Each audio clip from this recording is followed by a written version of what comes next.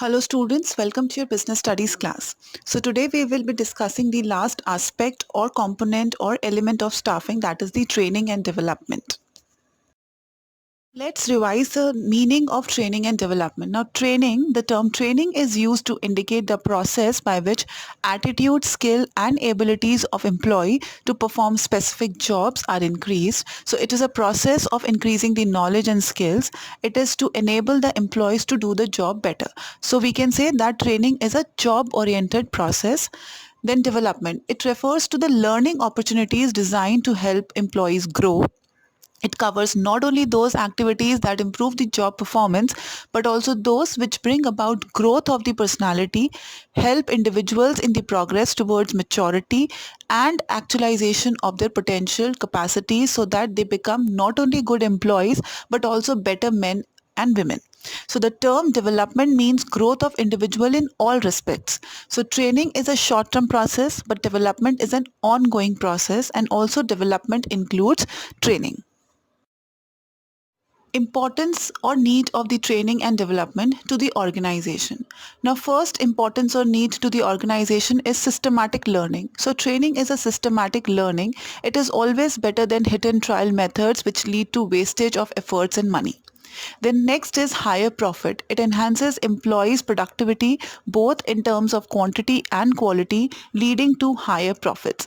Then it equips the manager, or we can say it equips the future manager. So training equips the future manager who can take over in case of emergency. So that means we are giving training to the existing employees so that in future if we need to make them managers, so they are ready and or they are fully equipped with the all the requirements of to become a manager. Then employee morale, it increases the employee morale and reduces the absenteeism and employee turnover because they know that what work they are to perform, so they feel confident in that. Then effective response, so it helps in obtaining effective response to fast changing environment. Now, importance need of training and development to the employees. First is the improved skills. Now, improved skills and knowledge due to training lead to better career of the individual. Then earn more, increased performance by the individual, help him to earn more. More efficient training makes the employees more efficient to handle machines, thus less prone to accidents. Satisfaction increases.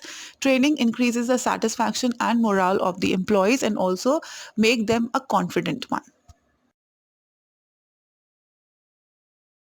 Next topic is the methods of training. So the various methods of training can be classified into two broad categories. One is on the job method and another is off the job methods.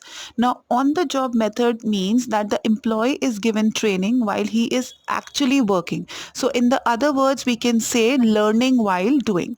Now few training methods that we will be discussing in on the job method is apprenticeship training, internship training, induction or orientation training. The next is off the job methods. Now under this method training is given away from the actual workplace. So in other words it means learning before doing. On the job is learning while doing, off the job is learning before doing. Under this method we will be doing the vestibule training type of method. Now the first on-the-job method that we will be discussing is apprenticeship training. Now people who want to enter skilled trades like electricians, plumbers, mechanics, welders, carpenters, etc. are sent for this apprenticeship training. Now the training period is usually may vary from 2 to 5 years, but the slow learners may be given additional training also. Now this apprenticeship training is designed to acquire a higher level of skill. So during this training period a stipend is generally paid. They are not paid the salary, but they are being given a stipend. So under this training the trainee or the apprentice is put under the guidance of a skilled or a master worker. The master worker performs the job and the trainee observes him performing. So when the trainee learns all the required skill, then slowly he starts taking up the job step by step and the master workers becomes the observer. So when the apprentice or the trainee becomes perfect in doing the job, then master worker goes and apprentice gets full charge of the actual job. Next on the job method is internship training. Now, internship training is a joint program of training in which the educational institutes and business enterprises collaborate. The aim of this training is to maintain a good balance between the theoretical and practical knowledge. So, under this internship training, the educational institutes send their students to various organizations so that they can practice the theoretical knowledge acquired by them through educational institutes. So, we can say that under this internship, the classroom sessions are backed with practical training.